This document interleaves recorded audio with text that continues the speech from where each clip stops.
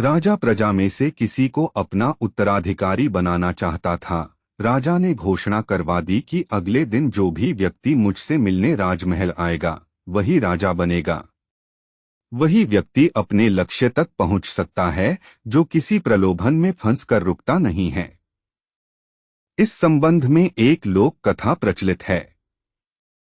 कथा के अनुसार पुराने समय में एक राजा की कोई संतान नहीं थी। वह बूढ़ा हो गया तो इस बात की चिंता होने लगी कि मेरे बाद इस राज्य को कौन संभालेगा।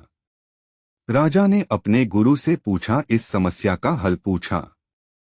गुरु ने कहा कि राजन, अपनी प्रजा में से किसी योग्य व्यक्ति को उत्तराधिकारी बना देना चाहिए। ये बात राजा को समझ आ गई। उसने अपने मंत्री से कहा कि प्रजा के बीच ये घोषणा करवा दें कि कल जो भी व्यक्ति सूर्यास्त से पहले मुझसे मिलने राजमहल तक आ जाएगा उसे इस राज्य का उत्तराधिकारी घोषित किया जाएगा। ये बात सुनकर मंत्री ने कहा कि महाराज, ये तो बहुत ही आसान है, पूरी प्रजा ही राजा बनने के लिए यहाँ पहुँच जाएगी। राजा ने कहा कि ऐसा नहीं होगा, मुझ तक सिर्फ योग्य व्यक्ति ही पहुँचेगा। आप घोषणा करवा दीजिए। मंत्री ने राजा की आज्ञा का पालन किया और प्रजा तक संदेश पहुंचा दिया। अगले दिन बड़ी संख्या में लोग उत्तराधिकारी बनने के लिए राजमहल की ओर निकल पड़े। महल के बाहर राजा ने एक बड़े मेले का आयोजन किया था। मेले में शराब थी, नाच गाना हो रहा था, तरह तरह के स्वादिष्ट पकवान थे।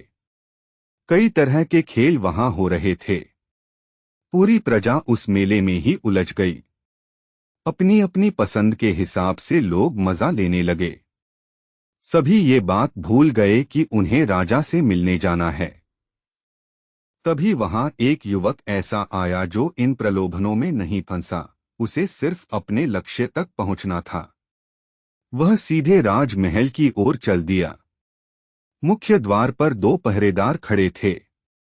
उन्होंने युवक को रोका, लेकिन वह किसी तरह उनसे बचकर राजमहल में प्रवेश कर गया।